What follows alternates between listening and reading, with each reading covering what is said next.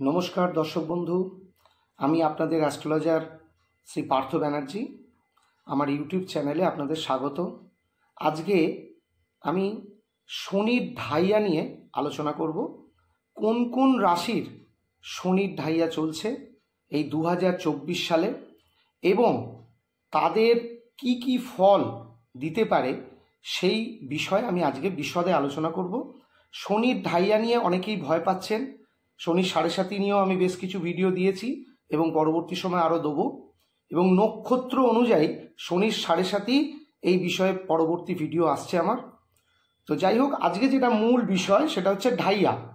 কোন কোন রাশির ঢাইয়া চলছে, ঢাইয়া কি বলে, ঢাইয়াকে কি বলে এবং তার ফল কি হতে পারে সেই বিষয়ে আমি আজকে বিশদে আলোচনা করব। আপনার সঙ্গে থাকুন, নিশ্চয়ই ভিডিওটা আপনাদের ভালো লাগবে। তো প্রথমেই আসি, শনির ঢাইয়া কাকে বলে।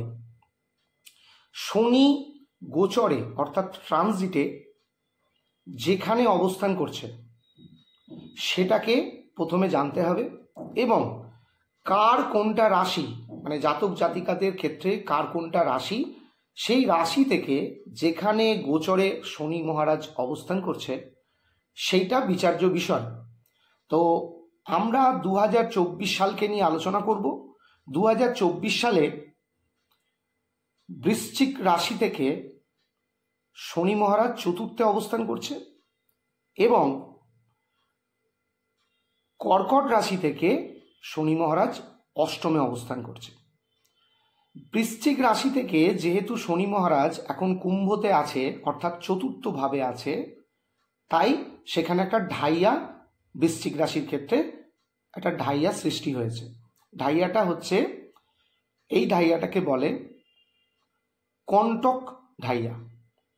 এই কন্টক ঢাইয়ার ফল হিসাবে বৃশ্চিক রাশির জাতক জাতিকাদের কি ফল দেবে সেই বিষয়ে আমি আলোচনা করব, আপনারা সঙ্গে থাকুন।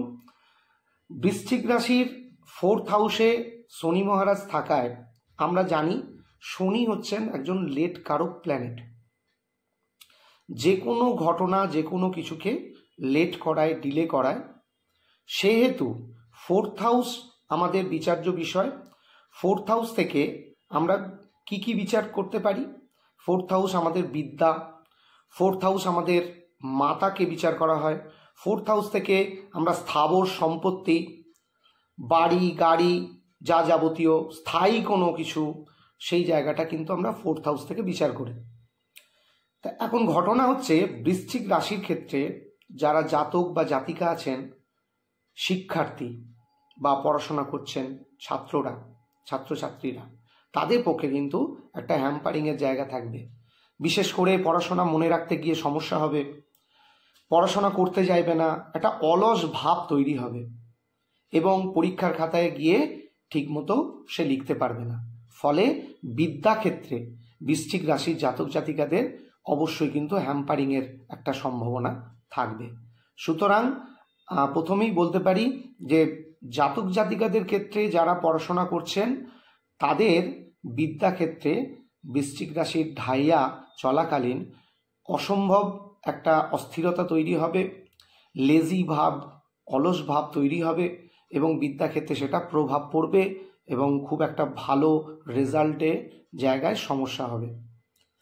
তা সুতরাং বৃশ্চিক রাশির জাতক জাতিকাদের বিদ্যার জায়গাটা নজর দিতে হবে এবং সঠিক ভাবে বিচার করে, জন্মছক বিচার করে তারপরে সঠিক রেমিডিতে আসতে হবে। সেকেন্ড থিং, এই বৃশ্চিক রাশির জাতক জাতিকাদের যাদের মাতা, সেই মাতার ক্ষেত্রে শনি মহারাজ কি দিতে পারে, শারীরিক অসুস্থতা দিতে পারে, রোগ ভোগ দিতে পারে, দুর্ঘটনা দিতে পারে। বিশেষ করে বাত ওরিয়েন্টেড, হাড় ওরিয়েন্টেড এই ধরনের সমস্যাগুলো দিতে পারে। তাহলে বৃশ্চিক রাশির জাতক জাতিকাদের মাতাদের শরীর নিয়ে কিন্তু চিন্তার বিষয় থাকবে, আপনারা একটু মাথায় রাখবেন। সেকেন্ড থিং, 4th হাউস থেকে স্থাবর সম্পত্তি, গাড়ি বাড়ি বা জমি জমা এই ধরনের জিনিসগুলো লক্ষ্য করা যেতে পারে। তো বাড়ি কারোর ধরুন হচ্ছে না বা হতে গিয়ে সমস্যা দেবে, লেট হবে, দেরি হবে, পুরনো বাড়িতে কিছু সমস্যা তৈরি করবে, বাস্তুদোষ তৈরি করবে এবং বাড়িতে প্রত্যেকটা নেগেটিভ এনার্জি বৃশ্চিক রাশির জাতক জাতিকাদের মধ্যে লক্ষ্য করা যাবে। সুতরাং বাস্তু সঠিকভাবে বিচার করে এগোলে দেখবেন যথেষ্ট ভালো ফল পাচ্ছেন। তাহলে বাড়ি গাড়ি বা এই সময় যদি কিছু করতে চান তাহলে কিন্তু আপনাদের আটকে যাবে। একটু ওয়েট করে বুঝে শুনে সঠিক রেমেডি করে সঠিক বিচার করে তারপরে এগোলে আপনাদের পক্ষে ভালো হবে।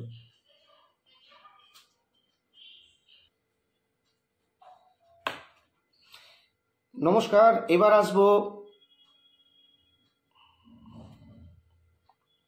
এবার আসবো কর্কট রাশি।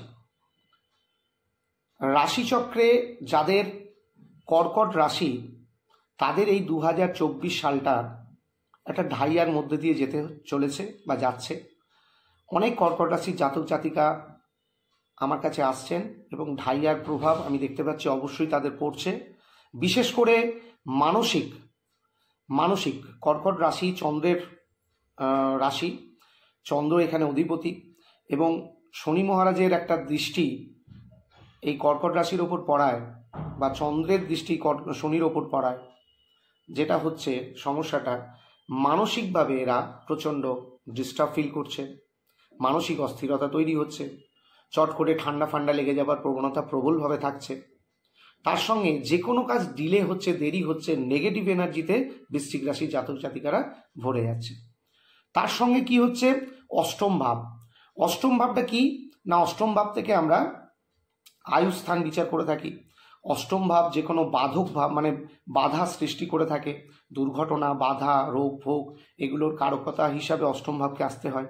সুতরাং কর্কট রাশির জাতক জাতিকাদের ক্ষেত্রে শরীর স্বাস্থ্য থেকে বিশেষ নজর দেওয়া উচিত।